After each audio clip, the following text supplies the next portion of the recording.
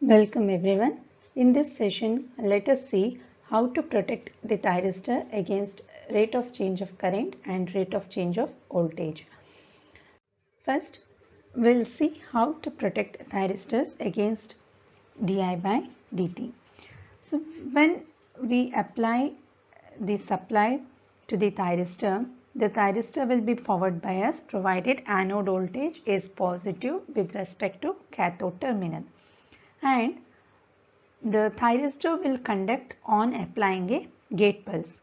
So when we apply a gate pulse, the anode current begins to increase, right? So once the anode current begins to increase, the current spreads across the whole area of the junction. So if the rate of rise of the anode current, that is di by dt, is very large compared to the spreading velocity of the carriers, then what will happen? The hot spots will be created at some regions near the gate.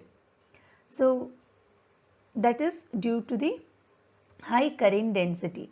So if there is a localized hot spots in some area near the gate junction, then it will lead to destruction of the thyristor.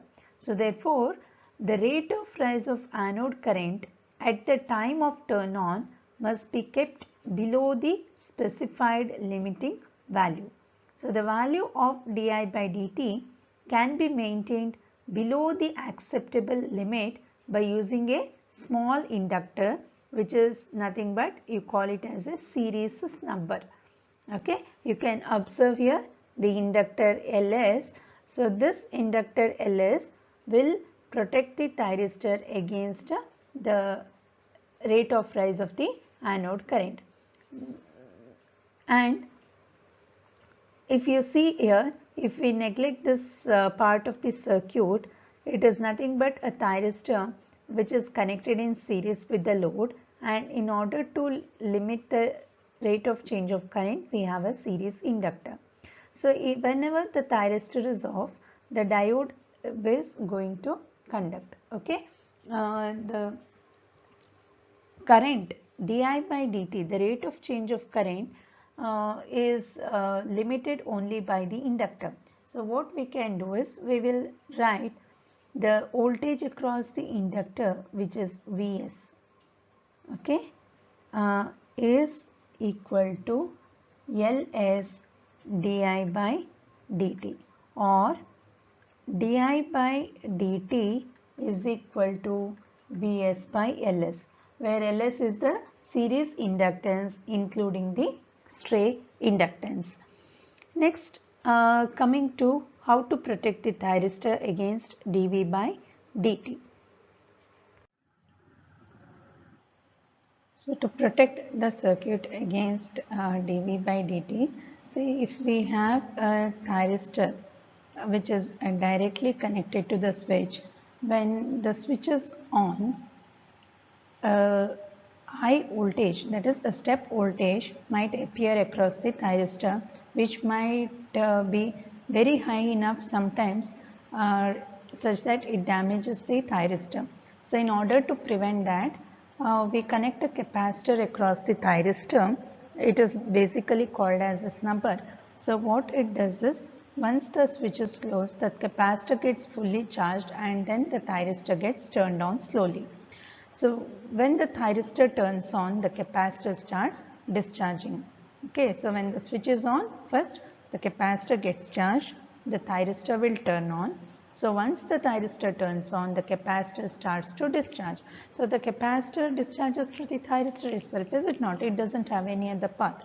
So what we have to do is, we have to limit the current which is flowing by connecting a resistor in series with this. So this Rs and Cs, we together call it as a snubber circuit. So this is the snubber circuit.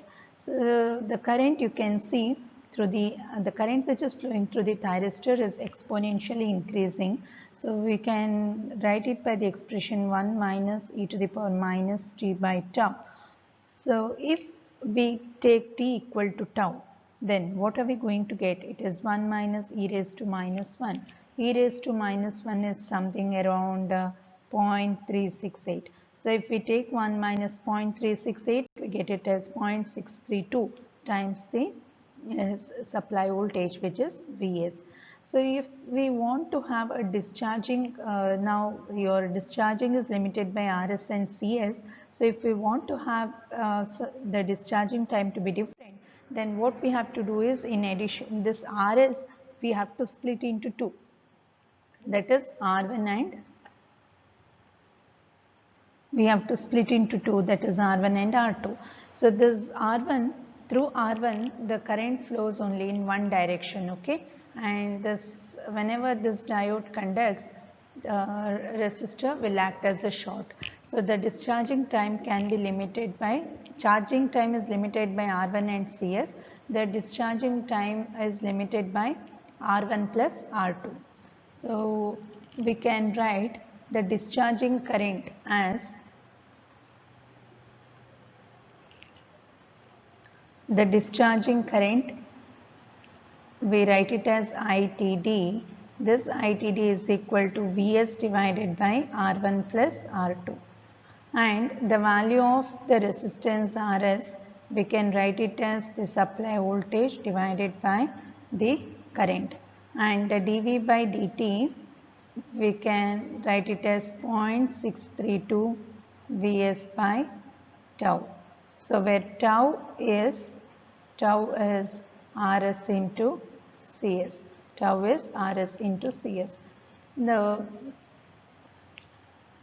load, it can actually it can form a series circuit with this number. So if you see the last diagram here, this is the complete circuit which protects the thyristor against a change in the current and change in the voltage. This R and L is the load, this is the snubber, and this is the inductor which protects against the di by dt. L is series snubber, the Cs and Rs is the snubber circuit which protects against dV by dt, and it is a load. So whenever the thyristor conducts, okay, say we assume a zero drop, then the load can be a series circuit along with the snubber. So we consider a damping ratio because we have RLC, no? We consider a damping ratio where the damping ratio can be given by delta is equal to alpha by omega naught, where alpha by omega naught is given by Rs plus R divided by 2 into root Cs divided by Ls plus L. Root Cs divided by Ls plus L. So this is the damping ratio which is given.